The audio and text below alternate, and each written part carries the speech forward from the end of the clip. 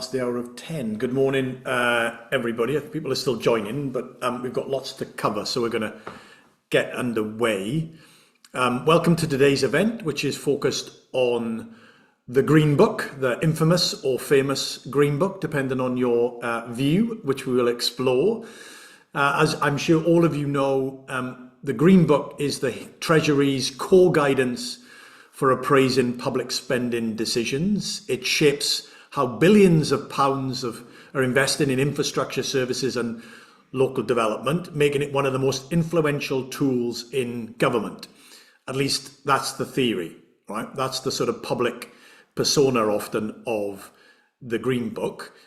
Today we're going to explore whether that is true in reality, how important it actually is, and the government, the latest government has committed to another round of review and possibly reform of the Green Book. It was last reviewed and subtly changed in 2020.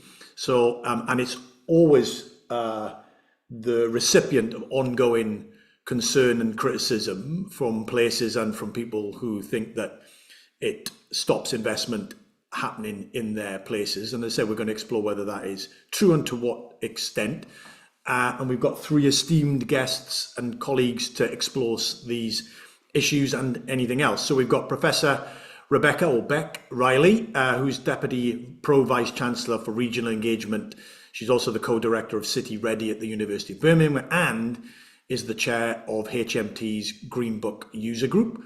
We've got Dan Corry, who's the Chief Economist at the Future Governance Forum, former head of the Number 10 Policy Unit back in when we had the last Labour government in the late or mid noughties, and is also doing some work on the Green Book. And then my colleague Anne Breach, Associate Director of the Centre for Cities, who did a piece of work on the Green Book when it was being reviewed back in 2020. So they know what they're doing.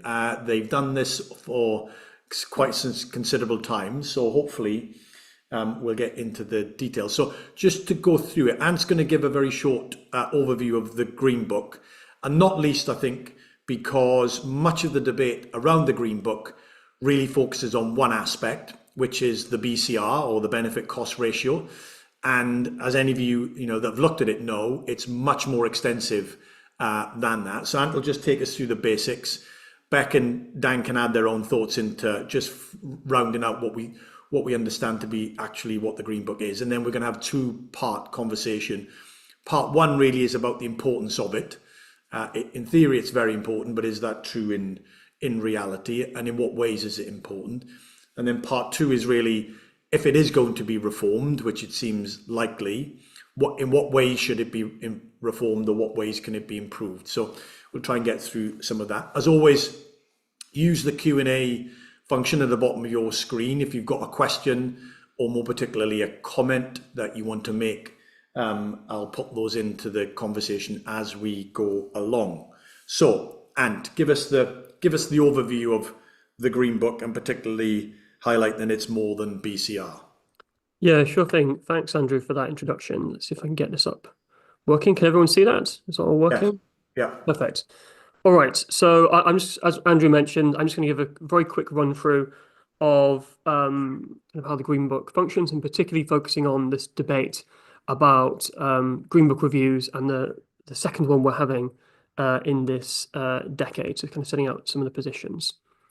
So the Green Book, in its own words, is simply the appraisal guidance that's issued by Treasury on how to make decisions about different types of projects and different types of investment. And Treasury and the Green Book itself are very clear that they think of the Green Book itself as a tool. It's not necessarily something that should guide kind of strategic decisions about policy. It shouldn't guide kind of overall levels of spending more generally. It's simply a way of essentially long listing and short listing between different options, and eventually coming to a decision that maximizes social value for the taxpayer in this country. And it does so as part of kind of a wider structure of cases which feed into the ultimate business case for any given individual project. So in our report, which we did back in 2020, we kind of came up with this Russian doll metaphor to explain this, with the Green Book being one of the smaller nested Russian dolls towards the bottom of this chart, which lies within kind of the economic case for a project. Does broadly the economic kind of arguments for an intervention in this project stack up? Is there a good strategic case for a intervention? Does this broadly align with government policy more generally? And indeed, kind of the business case, the actual like a wider picture of the project, including implementation, kind of management in terms of the financial case, all these other aspects that kind of shape whether a particular investment is worth doing or not. Conversely, the Green Book in particular is a way of making sense of the value for money aspect of a particular investment or project. And within that value for money component, there is then a particular individual benefit cost ratio, which is used to kind of broadly estimate in a kind of simplistic and comparative way what are the net social returns from a given amount of taxpayer investment. A lot of controversy is really focused on this benefit cost ratio as a driver of poor, kind of unacceptable decision making in the eyes of some. But kind of our research showed that it's a small part of a bigger picture. So as mentioned, there has been a kind of a controversy relating to the Green Book over the past decade or so. So on the left, you can see back in 2020, right before COVID, a number of the mayors, including kind of current mayors of Greater Manchester and Liverpool City region, called for a review of the Green Book by Treasury to assess and change some of the perceived bias in the Green Book towards transport investments in the south of England. But that review was then published towards the end of 2020, and the Green Book was overhauled in 2022. However, at the start of this year, the Chancellor announced that there will be another review of the Green Book to investigate some kind of unanswered questions or some unresolved issues in the eyes of the Green Book's critics. So kind of, what are the sort of kind of changes that sort of have occurred between the pre-2022 Green Book and the kind of current version of the Green Book that we are dealing with, and that we'll mention in the review. So kind of what there seems to be is now a stronger emphasis on the strategic case. So broadly, how does a given intervention line up with government policy making more generally? So under the last government, that was particularly levelling up. Projects that were deemed to be connected to the levelling up agenda were given kind of a greater weighting in government policy making, and that was explicitly recognised in the Green Book. The BCR was kind of explicitly mentioned as that's not going to be the only thing that drives decision making. It's quite clear that there were comments about this before the Green Book was reviewed, but this was made much more explicit that simply getting as high a number as possible on the BCR does not guarantee that a given investment will go forward. A more explicit recognition was given to how conditions differ across the country. So rather than having a single, one size fits all approach, which may be convenient for analysts within Treasury, more recognition is now given to a kind of place-based analysis, how problems might differ and vary between places, and how local knowledge might come to a different conclusion than maybe some of the kind of national models on appraisal. And a kind of commitment was set up for more transparency and better sharing of best practice to demystify some of the more cryptic elements of the Green Book. So kind of just to kind of rattle through some of the kind of current criticisms and the review, were some of the recommendations that people are currently out in the debate around the current review of the Green Book currently are. We've seen a paper from Labour Together, which was published earlier this year, which continues to argue that the BCR kind of veneration is still a problem, and in particular that the BCRs continue to favour wealthy areas, and that this kind of exacerbates regional inequality. In contrast, we've had a research come out from Arup, which argues that actually the BCR process and kind of land value uplift elements of the appraisal process are still sound, and indeed that they should be their results should be expected and should not be expected to change in this review. And indeed, kind of a paper from Amion, just kind of a short one, which was arguing that a particular advantage of the BCRs is that they are very comparable between different projects of very different characteristics and qualities, and kind of a greater shift towards a strategic case actually makes it harder for appraisal to occur, given there's so much more qualitative information that needs to be reviewed. So there's still quite some differences about kind of what the nature of the Green Book problem is and where policy should move. But just to kind of wrap up, I think where there is still a bit more of a consensus is that Labour Together are saying there should be a greater role for the strategic case, and that should be built up alongside greater devolution and more capacity for in-house appraisal by the new strategic authorities that are coming forward as part of the devolution programme. Arup, I think, in some ways seems to agree with this. They're saying that if there is going to be more of a role in the strategic case, there needs to be more capacity within local government to deliver more complex more strategic cases. And indeed, kind of arguing that then the emphasis on implementation needs to be strengthened as part of the review of business cases within the appraisal process. And kind of, our research going back to 2020, kind of arguing that there could still be more to be done, I think, on kind of knowledge sharing and more in-house appraisal by local governments rather than farming stuff out to consultants, which may get a project over the line in the short term, but in terms of the longer term stewardship of a local economy and a place, building up that internal analytical capacity is just really, really important for any serious leadership of a place. But that's all the slides from me. So I'll stop there. I'm looking forward to the conversation. Great, thanks very much, Ant. As I say, we'll get into the detail of some of this now. If you've got any questions on or your own comments on where the Green Book is, how important it is, obviously we'll get onto the reforms as well. As I say, use the Q&A function. Beck, let's start with you. We'll get into the importance and then detail, but is there anything in terms of the broad framework, the understanding of the Green Book that you would want to add at this moment to what Ant has sort of laid out in short form? Beck.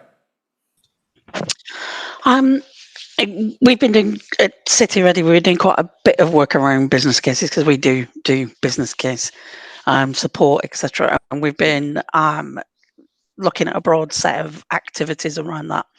And we've been reviewing business cases mainly on a place base.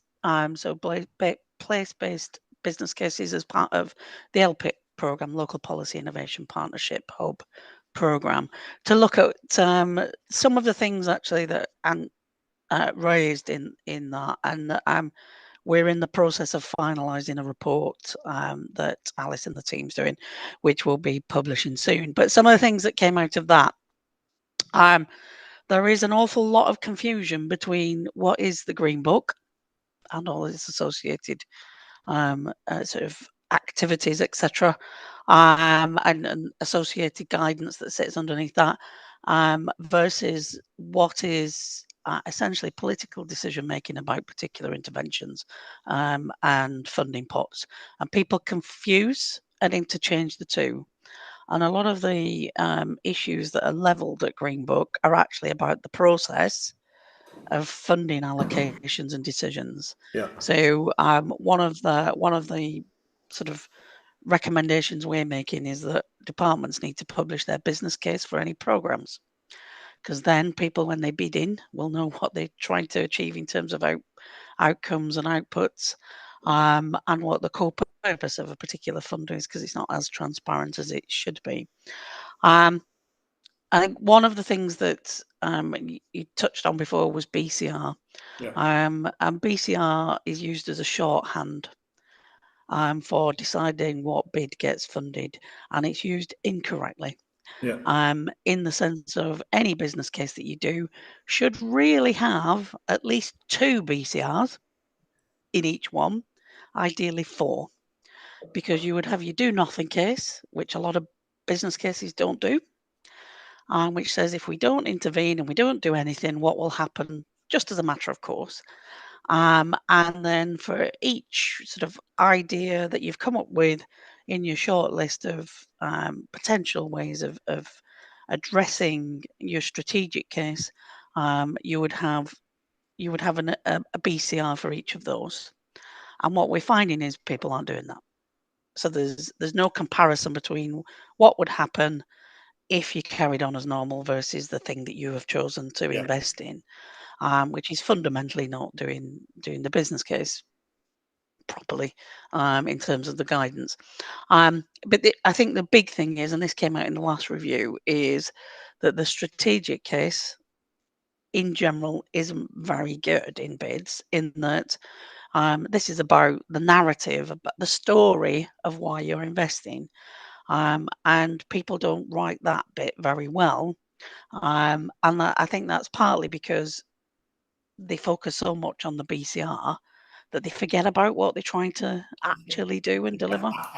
And it's quite interesting. And I also wonder, because we've been looking at this, and we've been trying to look at whether the BCR, a better BCR, i.e., a higher number, gets you your funding or not. It And doesn't, right? evidence is It's it's mixed at very best. inconclusive. It's very mixed at At best. best, it's Exactly. mixed. Exactly. And so whether that's because, and there's no way of knowing this, whether that's because people filter themselves out because they Yeah. think Yeah. we'll not get a high enough BCR, therefore we'll not do that project, or whether they're gaming it, which we have seen. It's difficult to assess. The perception that the BCR means that it favours southeast bids also we haven't got the evidence to support that, Yeah. because in reality what happens also is that your return might go up, but your costs also go up. So there's a bit of a leveling effect there. So I think the main thing is the BCR shouldn't be the reason that you decide on an intervention. Yeah. It's whether the intervention is fit for purpose and achieves the objectives that should come first. Great. The only point BCR and the economic assessment actually should be is about testing different options of delivering that project. Yeah, that's very good. Okay, we're starting to get some comments in already, which will come back to Dan. Just a sort of opening comment, more around, just fleshing out our understanding of the Green Book, which is, obviously more detailed and complicated than is often discussed, not least like the emphasis and the prioritization given to the BCR aspect. But what would you add in terms of just sort of laying the groundwork for an understanding of the Green Book? Thanks, Andrew. Really interesting what Beck said there. I mean, the Green Book has always been contested. My first interaction with it was a Treasury official a long, long time ago, and all the rows were about discount rates and shadow wages and all kind of stuff like that, which interestingly have sort of slightly disappeared from the debate, but are absolutely crucial issues. I mean, just stepping back, as an ex-Treasury person, as well as somebody who worked in different departments, I would say, obviously, why do we have the Green Book? Because we have to have government has to have some way of deciding how they allocate limited funds, especially capital, and they want to do it with a strong sort of value for money angle. I mean, there is an approach that says you should do your cost benefit analysis, and anything that has a positive one should get invested in, and so on. But I don't think that's ever going to be the case. There's going to be a cap on expenditure. You're always going to have some kind of criteria, and ideally you want everybody to use the same kind of criteria, so you allocate funds efficiently and effectively. And that will always be complicated and complex, and people will have rows, because how do you compare different types of investment and programs with costs and benefits over different time periods, helping different types of economic activity in different places and with different social impacts? It's hard. That's your gross impacts. Then you've got your net impact. So you've got to think about dead weight substitution, displacement, and so forth. You then have some arguments. Sometimes historically, the Treasury has said you shouldn't claim, for instance, benefit savings, because you get the same benefit savings for that kind of expenditure wherever you made it, so you can't claim it for it. So that it is always going to cause rows.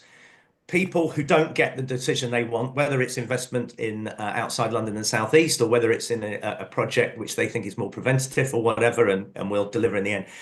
So I think it's always going to be there. I think sometimes it's a little bit of a, what people are really attacking is the Treasury in many ways, which is fair enough. That Treasury has its downsides. So I think it's always going to be problematic. I mean, the one thing just to say at this point is, certainly my time in government as an official or as a special advisor, in terms of major projects, I never saw them turn down or go ahead on a basis of BCR calculations. Now, of course, these BCR calculations are quite complicated and there's a lot of judgment in it. And sometimes officials are quite savvy and they work out politicians want to do this thing. So they make sure the BCR comes positive. So there's a bit of that kind of endogeneity, if you like, happening in. But it's never been the key thing on absolutely major projects. Not that I ever saw. Can we make it the Green Book better? Yes, we can. Some of the suggestions already made. Good ones. The review in 2020, it seemed to me, did a lot of things. Although we have now ended up, and maybe we'll get onto this about what should happen, is the whole thing is so complicated. There's so many sort of satellite documents and everything that nobody really understands what on earth is going on. Anyway, I hope that's super helpful. So just to sort of carry on that theme, and it's an unanswerable question, really, Dan. But let me ask it anyway, and then you can say it's unanswerable. In the sense that, as you say, it plays a role, it has some significance, but in the architecture of the decision making arrangements, what's the sort of weight given to the Green Book outcome? I'm not just talking about BCR, but when in the entirety of the Green, when all the cases are put together, etc., and the Green Book analysis suggests we do X or we do Y, what's your sort of sense as how important is that conclusion relative to other things? We can't put a number on it, but just give us a sense. What's your take on that, Dan? And then I'll get back to come in as well. Yeah, I mean, my feeling, and it's hard to say, was that if you like, a central government point of view, it wasn't dominant unless ministers or whatever were genuinely undecided between 2 or 3 projects, and then they would look at those sort of things. But if they were fairly sure they wanted something to happen, or if a BCR kind of calculation or a Green Book analysis suggested that this thing should happen in place X, which they didn't really want it to happen in place X, they wouldn't do it in place X. What I do think, though, the Green Book seems to have far more power at local level. I mean, I found that when I ran a local government think tank, but also working with lots of charities, you find they're all using the Green Book or trying to use the Green Book and getting very constricted by it. And they feel that that's important for legitimacy. If they can say we use Green Book methodology, we hired consultants who use Green Book methodology or whatever, and then that covers a lot of weight. So I do think it's some of the problems are the way that it's all used at sort of lower spatial levels and by different organisations. Interesting. Very good. Beck, come in on this, and then I'll bring Anthony. This sort of question about, and Dan's now introduced a sort of issue about how important it is at the national level, how important it is at the local level, and some of the interactions between that. Beck, again, it's a hard question, but just how important is it? I think it goes back to where I started, in the sense of we need to understand what are the business cases at the national level for programs and interventions that are being delivered at a place level. And there isn't enough transparency on that. It does vary by department, as does adherence to Green Book, and also, as Dan pointed out, there's a plethora of additional guidance out of each department, which is sometimes where the problems occur. Because and I'm increasingly thinking I'm one of the very few people that have read the Green Book from cover to cover. If you actually read the Green Book, it's all suggestions and ideas and ways of working. It's not hard and concrete. That hardens up more in the department guidance, and as you go down the chain, really. And I think there is a sort of an issue of transparency in national government. What that looks like, and because we've looked at different place-based programs, there's a wide variety in those programs. Some were very good, set up very well, and achieved good objectives because people understood what they were trying to do, and then you could write good business cases against that. And others, because they were much broader and there was less understanding of what government was trying to achieve, you get a wide variety of responses, and actually may not achieve those objectives because it's not very clear. So I sort of agree with Dan in the sense of, how the further down you go into delivery, the more that people become risk averse, and therefore the more that they stick to the guidance hard and fast. Even though it's guidance, it's not you have to do this, you have to do that, you have to do the other. And really, one of the things for me, and I started using the green back in the early 2000s. What's been lost is that really the Green Book is a set of tools to help you develop better projects. It's not a gateway to stop projects if you apply it correctly.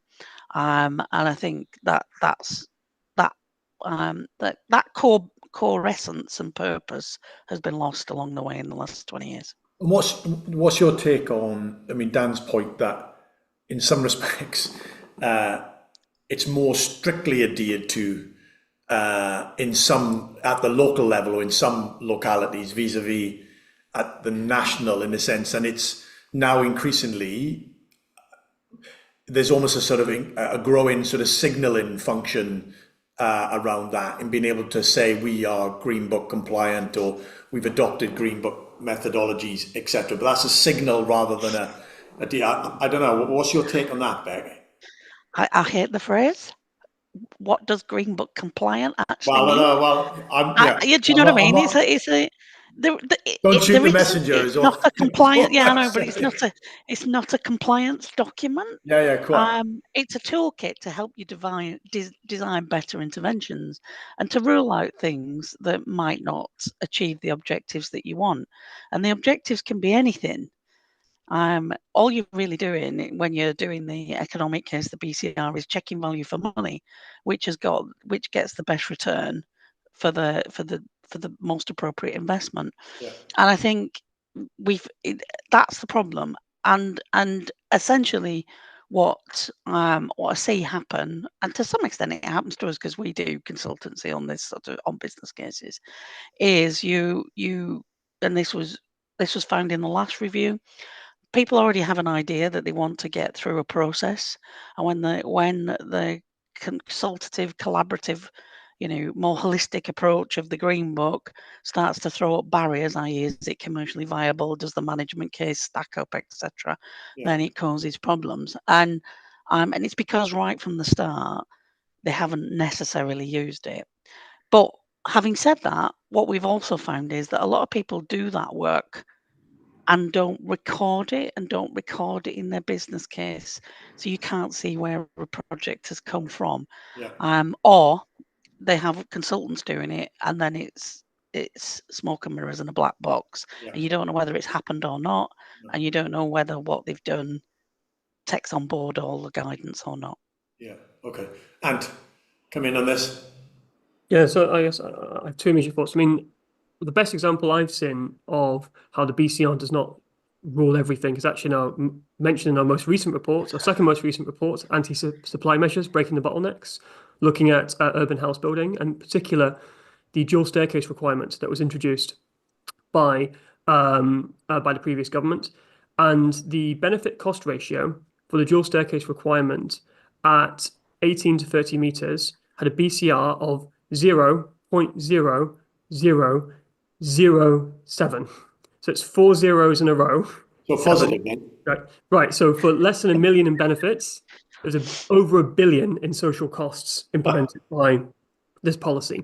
So if you want any example that the BCR is not determine everything, there's like the perfect example is right there. That's very good. By the way, we've had lots of comments. I'm perusing them, so please keep your comments coming in. We'll keep them as well. And I'm not entirely sure people are convinced that it doesn't carry a lot of weight in decision making. There's various comments questions basically saying, but look, Craig has put in, there's little consistency between different government departments. Brownfield housing insists of a BCR of 1 or higher, and there's other sort of comments that they insist on X or they demand Y. So you're the three of you saying it's not that important, which I agree with. By the way, we're not cutting through, Dan. We're not. What do we need to do? Yeah, I mean, I would say, Andrew. I mean, I don't want to chuck the BCR out the window. No. I mean, I want it to cut out bad value for money ideas and programs and projects, or at least confront ministers or whoever the policy decision makers are. You just gave that example. Presumably at the time, ministers kind of knew that, and they said, "Yep, but we're still going to do it because implicitly we're putting a higher value on people's safety than the sort of calculation is doing." I mean, one thing that none of us have quite mentioned, I mean, one of the things that, that is a problem with, quite frankly, cost benefit analysis, which the Green Book is essentially on the sort of BCR type thing is just kind of doing, is that cost benefit analysis has never been good at sort of transformational change. It's good about marginal change. And that argument constantly that, if only we built this train line from X city in the north to Y city, over 20 years, 30 years, we get new businesses growing up, we get new agglomeration benefits, all the rest of it, and it finds it very difficult, very akin to the OBR not quite knowing how to count the benefits in growth or sort of infrastructure spending.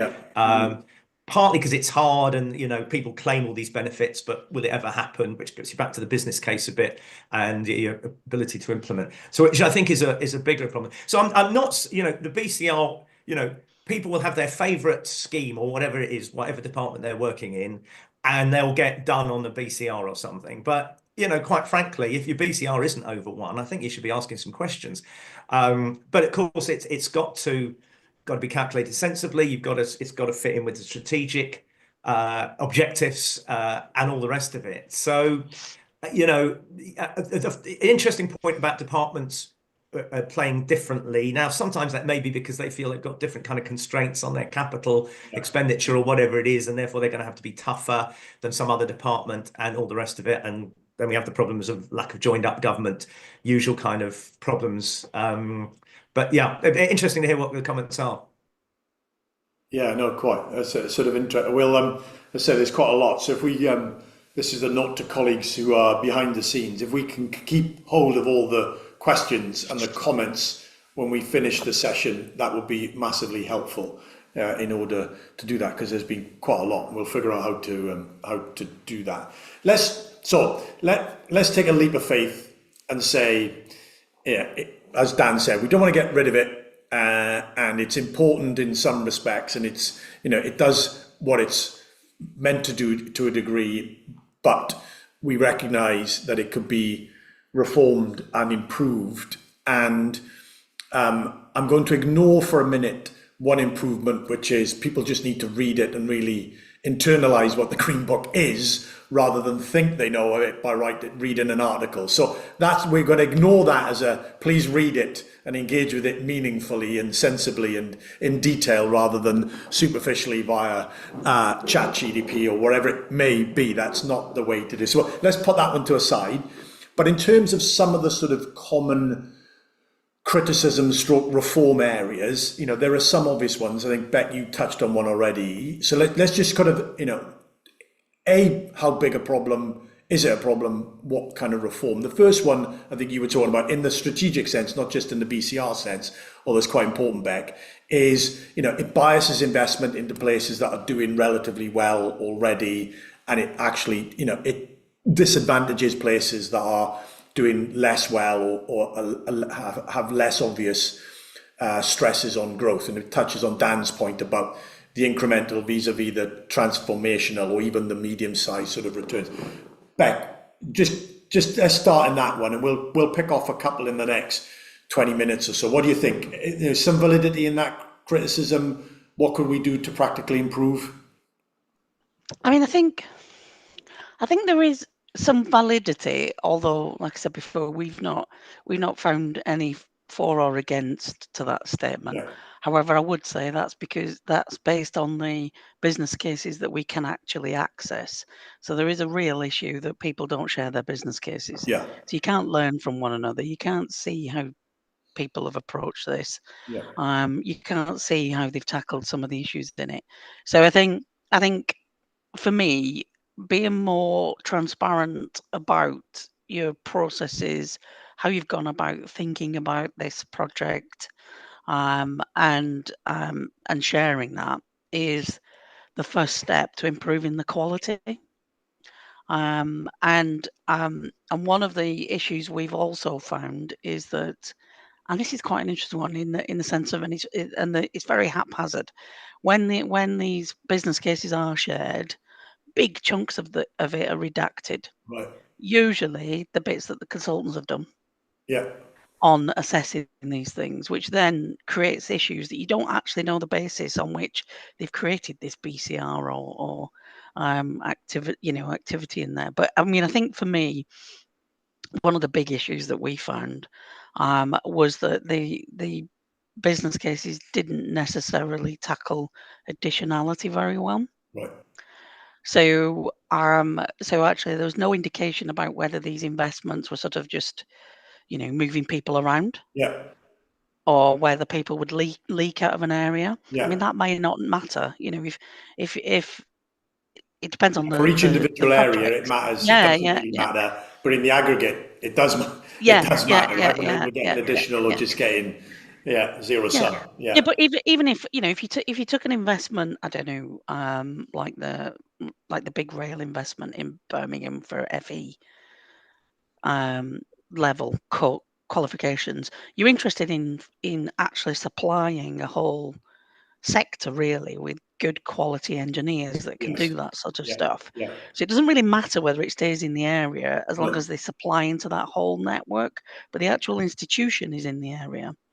But that is not. You might actually want some form of leakage in that case, because actually you want to be supplying the whole of the UK with skilled people. So this is why it's important that each case is, and it's mentioned in the comments, the strategic case is where you set your agenda. It sets what you're trying to do, and then everything else should be about how do we achieve that. Yeah.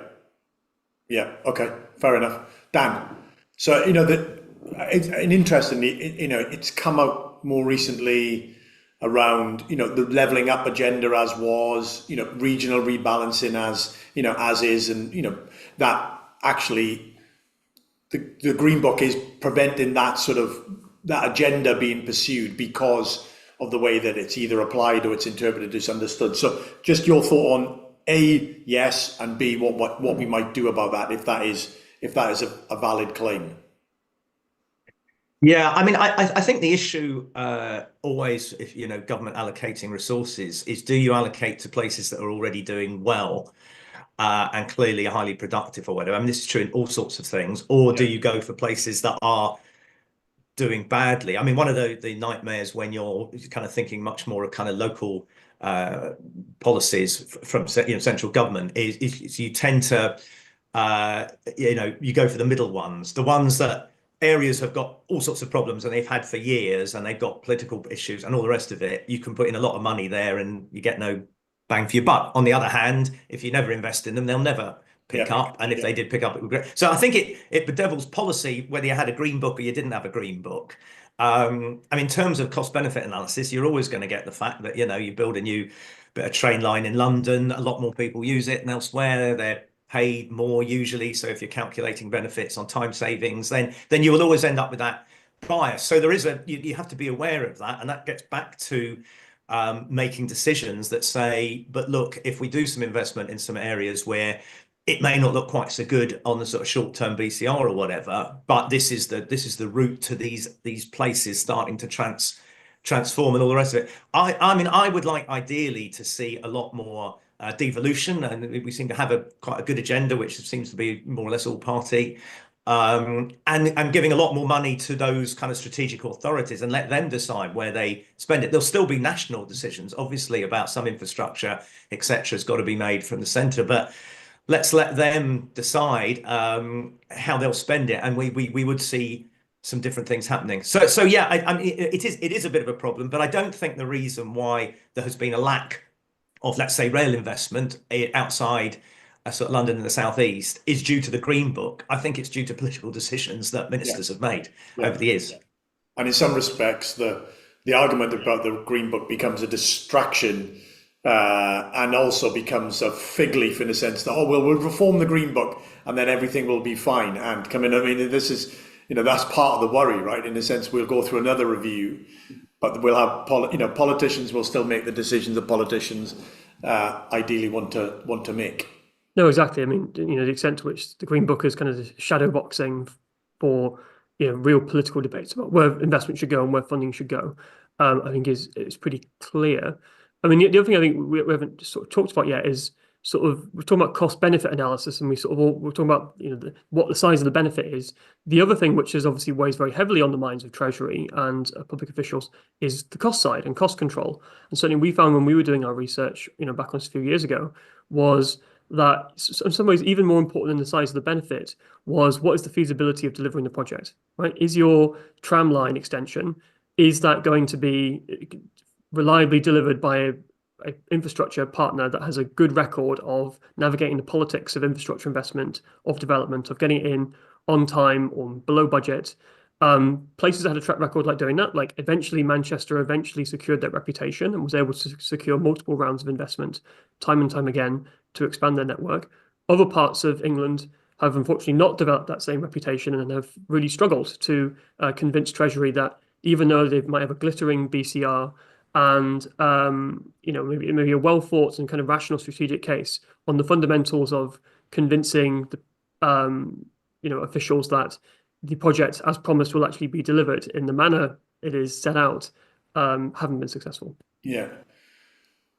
Beck, one of the other, I think, common sort of criticisms and concerns, I suppose, to get your thoughts on how valid, again, and what we might do. One is there's a very strong emphasis on economic outputs primarily, and by definition, therefore, less emphasis on social and environmental, and yet particularly environmental issues are much more prominent than they were, back in the day for the reasons that we know. So there's a sort of narrow emphasis on economic, and related to that, it's really mainly orientated around the degree to which we can sort of monetize or unitize the output as well, broadly defined.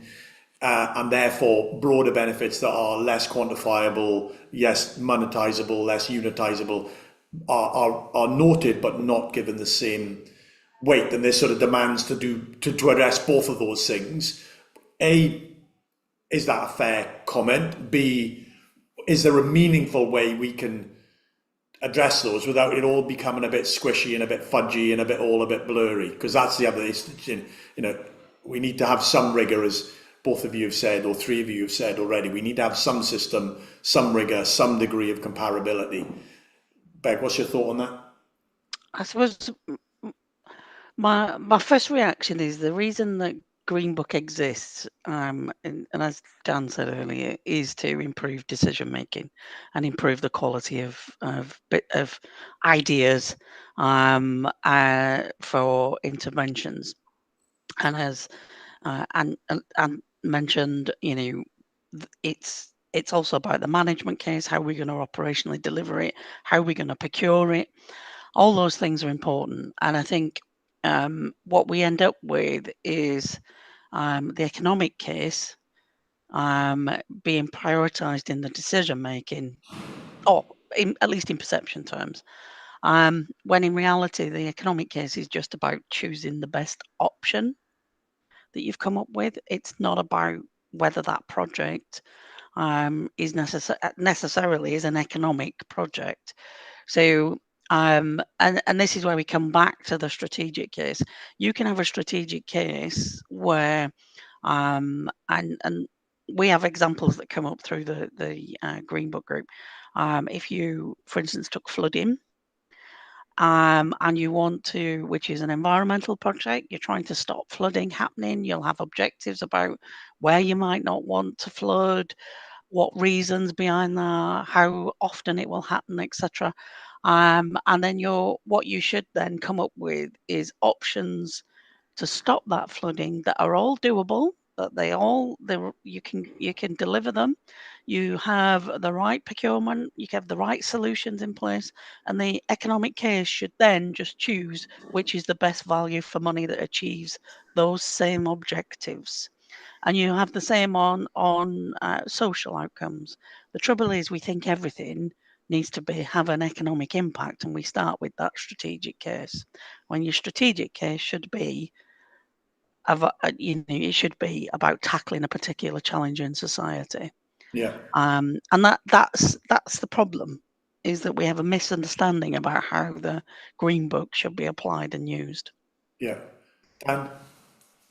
I mean, no, just a great example. And I mean, and I do think, at least the way that the Green Book is perceived and the way it trickles through all sorts of decision makers at all sorts of different levels, it is seen as a kind of, economic return to the exchequer, basically, rather than return to society. I mean, I was pleased that the last revision of the Green Book got well-being into it. I used to be on a trustee of the Work Centre for Wellbeing, and so that is now there. So how much is being used and how much policymakers are deciding it. And I have some problems with well being turned into pounds too much. But no, that's there. And the other thing, I mean, I just finished doing a review recently of environmental regulation for DEFRA, and there's definitely a feeling from a lot of environmentalists and environmental NGOs that the sort of environmental cost to nature or whatever of certain projects is not given due weight. And their argument would be, in the end, if we destroy nature, we won't have anything. And so that's a slightly argument again about sort of long-term impacts versus short-term impacts and all of it. So I think there's definitely a perception that the Green Book, pushes you towards playing some of these social impacts down.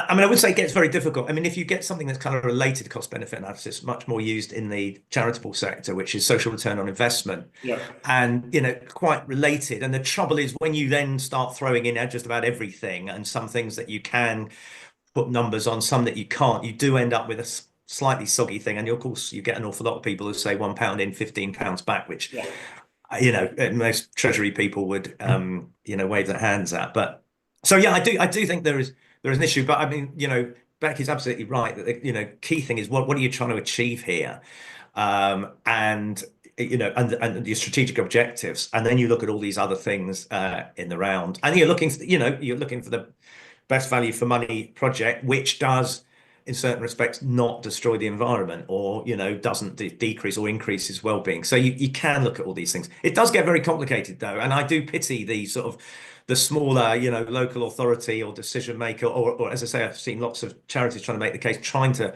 maneuver their way through all this stuff. It's ludicrously complicated. Yeah, I get a thought on that, because about the complication aspect of it, and see what we get to. But and just on the distributional, broader objective, monetization, just your thought on that. Yeah, I think I agree with everything kind of Dan and Becca both said. I mean, it strikes me that there's just this fundamental tension between a lot of the criticisms made of the Green Book, and that you've got people saying, "Oh, it's too complicated. It needs to be simpler. It needs to be this, a much more straightforward tool for people to use." But it also needs to include all of these things, and it needs to have this really wide-ranging remit that encompasses all of these different benefits, including those that are non-monetizable, but we think are important. Ultimately, there's kind of a political decision to be made, not just in terms of the strategic cases that are actually picked by government, but actually this wider appraisal process. Is it one that should focus quite narrowly on economic outcomes, or should it kind of accept that there's going to be complexity and various difficulties in comparability between cases as a result of that? I don't think we can answer that on this meeting, but there's definitely that debate to be had. Yeah, let's all three of you made this point, so let's take it as a given to a degree that the review should think carefully about transparency, and to push towards more transparency about the process and the outcomes of the process, with due considerations for proprietary information, or and all of that kind of stuff. So let's but on complication, Dan, you start us on this one. It's an inevitably a complicated system that seems to be getting more complicated. Is that just the way it is, and we just have to work around it? Or, on the reform basis, are there ways to sort of decomplicate, as it were, some of it, if not all of it? What's your thought on that? It's an interesting issue, Andrew. I mean, weirdly, a long time ago, I edited a book on public expenditure and management and control. I'm that sad to have done that. And I mean, I was really looking at it, and actually, I think the Green Book, in technically at least, is a hell of a lot better than it was in those days. Right. And it's less prescriptive in some ways, and it's more focused on strategic objectives and so on. The trouble is, as Ant just sort of said, is it's ended up them getting bigger and bigger, and we have these sort of extra sort of annexes to it. And I think for the average decision maker, this is just very, very difficult to understand. Now, whether you can then start kind of simplify it, and maybe you have to do a version and say, look, if your project is all about this kind of thing, these are the 5 pages that you need to read. If it's about this sort of thing, and I don't know, environment's going to be much more important, then you need to read this sort of thing, because I think it's got a bit unmanageable. I think it's good news, as some people have said, the more complicated it gets, the better it is for consultants, because the clients haven't got a clue. But that is not, the well-being of consultants should not be one of our objectives, I think. No, quite. And we apologise to any consultants on the call, but there we go. You're absolutely right at the principled level. Beck, complication. What can we? It's a degree of it is inevitable. Are there ways that we can make it materially less complicated or easier to manage? I mean, Dan suggested some. What would you throw in as well? I think I'm thinking back to when I first started getting involved in Green Book, and I used to work at an RDA, and everybody at the RDA went through a sort of a sheep dip overview of what the Green Book is, how you can use it, how it can help you develop better business cases, and it, and the importance of the strategic case, etc. Didn't really get into the economic bit in some ways, is in the sense of that was a bit further down the line, and then people would specialize more, and I was one of those people that did more of that work. So I think there is a need for more people to have a basic understanding of what it is, and as you said earlier, Andrew, not reading blogs about how terrible it is. And that guidance really needs to come out of Treasury. Yeah. And be led by Treasury. So I would say that, and I think then in terms of how complicated things is, and this we've sort of alluded to it earlier as well. I think there also needs to be better guidance on when a business case is applicable.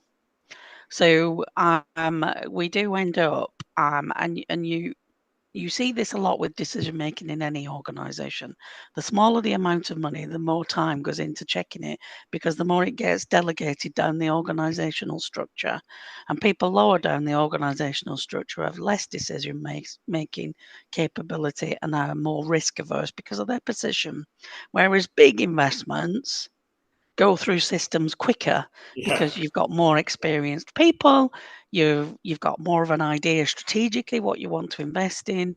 So I think there is a element of everything gets business case to death, when in reality, if you set the business case at your program level, as long as all your activities actually deliver on those outputs and aim to deliver on the outcomes, then you shouldn't really need a big extensive business case. What you should have, what is my strategic purpose? How am I contributing to this program business case? Yeah. So simplification at that level that allows people to act and deliver without going through all the hoops of writing copious amounts of pages and pages on business cases for things that are worth £3.50. It's just not. It's not. It needs clearer guidance on that. Yeah. I like your idea of a Green Book sheep dip. Can you imagine sending people in? It was like that. But then you had champions in your organisation. Sheep dip champions. You could have that. I mean, there's a whole industry here. There's a whole sort of thing that could evolve as a result of that. I agree. Just on that though, Andrew, one of the things that we have lost, which is contributing to this, is that interventions should be co-created, and the Green Book should be a tool that helps you do that. It shouldn't be about competitive processes where everybody's trying to outdo one another. It should be, right, we've got this challenge, whether it's in Newcastle or Manchester or wherever, and we've got a pot of money. How are you going to come together to create the best solution? Yeah. And the Green Book allows you to do that. But because we've gone down a path of lots of competitive funding, we've lost that co-creation concept. That's a very good point. And we've had quite a few comments on that about the way that funding has evolved, the allocation mechanism actually prevents some of this stuff, or indeed encourages some of this stuff just to try and win, which then drives perversity and strange But behaviour. that's a funding decision. Yeah, it's a agreed. political decision. Agreed. And actually, if you read the Green Book, it says competitions can only be used in certain circumstances. Indeed. And I could even dig out the paragraph number. Very good, very good. And give us your thought on the complication question. No, I think Dan and Beck have both touched on it. I think one of the things we found in our review was that there was quite a strong case for then having almost like kind of toy or kind of workhorse BCR models that are very transparent. Everybody knows what's in them. There's no black boxes where it's all kinds of mysterious things are happening, and where it's impossible to judge what is going on. I think if there are still complaints that we're still getting kind of black boxes appearing and literally stuff being redacted in black in business cases, there's probably more that can be done to encourage that kind of culture of kind of simpler, more transparent models that would allow greater knowledge sharing. I don't think that necessarily rules out kind of additional kind of expansion pack BCRs to sit alongside those simpler models, but I think that tension is just irreconcilable fundamentally. Yeah. We've got literally a couple of minutes, and again, slightly unfair, but Dan, obviously, the government is actively looking at the review now.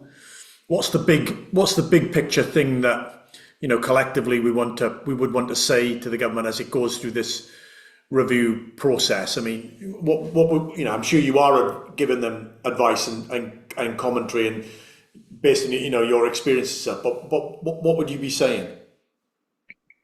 Well, I would. I mean, the things that people have already said. I would see if there's some way of simplifying. I would see even pushing even harder the strategic objectives, which did come through more in the last review. I would absolutely go with being more transparent, but whether ministers at that level would do it. I mean, they're not on impact assessments. They don't very often sort of publish these things. But I would also say that the answer to getting more investment, the big question, from Steve Rotherham and Andy Burnham is, why don't we get more investment in our areas? And it's really not a lot to do with the Green Book. And if government wants to fund that, they should. I mean, it's just a last thought, by the way. I mean, it was interesting. So I say, reading the book I edited, that somebody described the Green Book is a bit like the Bible, with the Treasury as a kind of high priests. And it is the sort of the Bible. And like the Bible, you can almost interpret anything you want in it, as Beck has pointed out a few times, having read it a lot. You can find all sorts of statements that are quite sensible. The trouble is there's so much in it that everyone can take whatever they want out of it. And also it's why it's so controversial, just as the Bible is. Very good, very good. References to sheep dips and the Bible on one of our events in relation to the Green Book was not one of my predictions when we started, but that's very good. And your final quick thought on government review. What is it that we would say to them? Yeah, I think Dan's said there is sensible. I think broadly move towards simplification makes sense. My kind of final thought on this is, I think the capacity for serious change in this area in the relationship between appraisal and government spending depends on not just devolution to structures, but then also fiscal devolution and the nature in which places are getting their capital budgets. If instead we had a process in which places were getting their capital funding through going directly to capital markets and dealing directly with investors who wanted to invest in particular places, there would still be an appraisal process. It would still be a very different kind of appraisal process. But I think it could potentially provide an alternative to some of the fundamental tensions we've been trying to grapple with here today. Very good. Beck, what's your advice to the government? What are you saying as they review it again? I think so. Having been a bit involved in the last time, and then involved through the steering group, and it builds on what Anne's just said about place-based investment. There isn't enough guidance on that, in the sense of understanding how you actually do it in the real world. And I'm just picking up on some of the comments in the chat as well. Yeah. Is making sure that place-based approach is being adhered to by government departments and Treasury, in doing that. And I think the other thing I would, and there is a place-based chapter, but I think it needs to go further now. I think it's an introductory thing last time. And the other thing that I would pick up is transformational change, which Dan mentioned earlier as well, is everybody thinks everything they're doing is going to be transformational. And everything may be important, but it may not be transformational. And I think we need better understanding of what transformation actually means and how to do it. Otherwise, we'll never do it. Yeah, no, that is a very, very good point on which to finish. I say we will extract the comments and the questions and make that available on the website, where you can listen back to the recording and all the related material as well, and we'll do that over the next few days. So I thank you everybody for coming and really putting in lots and lots of questions and comments in the chat. That was or in the Q&A. That was really fantastic. We'll have more to say on this, I'm sure, over the next period, particularly given the government is actively reviewing it, and we'll see all of that. But for now, my thanks to Dan and to Beck and to Ant for being with us, and see you all next time. Thanks very much for being